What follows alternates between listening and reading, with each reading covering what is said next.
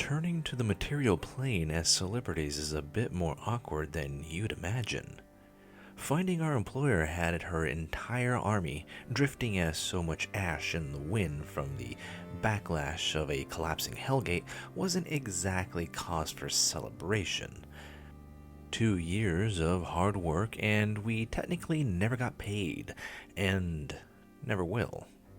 Ironically, we did get paid for wiping out the white dragons of the White Hell. Not in gold, mind you, because that would be crazy. Instead, Veronda paid us in favors, labor, and material goods. Starfell may not always be ours, nor survive the coming doom, but if it does, it surely will remember our tenure as founders of the fourth great city of Allurian. That's besides the point, though. The Circle of Seven, in various states of ill humor, left us at the Hellgate with a demand to meet them in Lodoran in 20 days to discuss the future. Mind you, 20 days of downtime is an eternity for us. As our first order of business, utilizing all our non-existent authority as independent contractors for our now nearly defunct Templar Order, we appointed Aaron, the newly minted Gold Dragon, as its leader.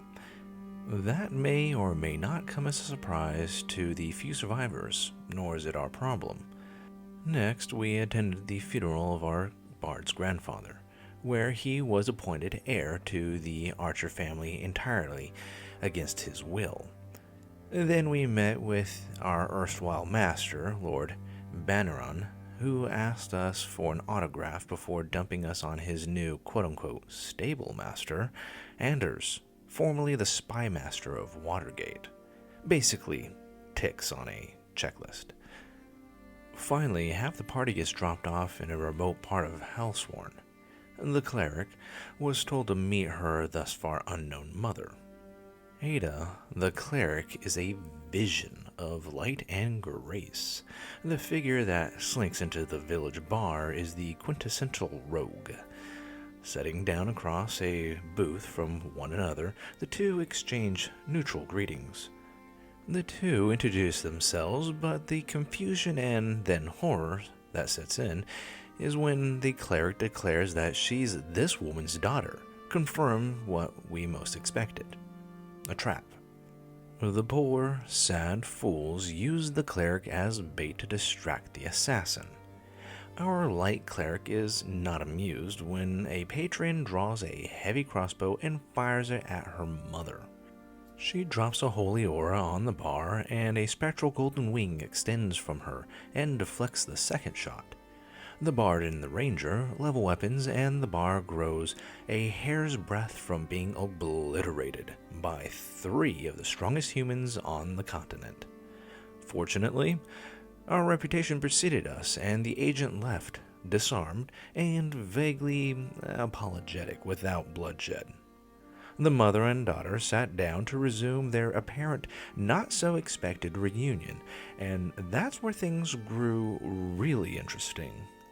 The rogue was a contractor for the Arch, the back alley association of mages in various stages of discontent with the rules and restrictions of the formal arcanums of Varus. Unfortunately for her, she was a favored contractor of a subsect of the Arch that eventually splintered off and called themselves the Gateway. In the process of this, she was given a special black dagger, an artifact thought to be associated with an item. A set included a staff of Orcus, possessing a particularly horrifying ability, the theft of the target's soul with a single stab. Oh, shit. Our Circadian is more or less sworn to smite the cleric's mom from the face of Veronda, mainly because she was the one who took the soul of his now soul-bound dragon companion. In a further fit of irony, the Circadian and the Artificer are currently en route to level at least one of the strongholds of the Gateway and kill several of their top members on contract by the Arch in exchange for access of their endless archives. Coincidentally, the Gateway Mages also happen to be the sponsors of the project that created Cerazar the Sorcaden and his brother from Draconic and Infernal Blood. The irony doesn't even begin to stop there. As it turns out, the Gateway are after the rest of the item set the dagger belongs to, which is rumored to combine with an immensely powerful tool to control the undead. Uniquely relevant in a time where the dead don't stay dead under the influence of the newly minted demon god of the dead and undead, Orcus. A fact proven by the gash into the rogue's heart that she shows off. An arisen, a sentient yet soulless, well, probably. One or perhaps even two of the artifacts are held by or for another group of PCs in Veronis. A staff of Orcus, which was handed over to the Archfey for safekeeping in the frozen lake of souls in the Feywild, and possibly the bracer of the archive currently held in Teldin Bigby's demiplane. Over the objection of several party members, the cleric allowed her mother to depart in peace, where she will hopefully keep her thoughts to herself.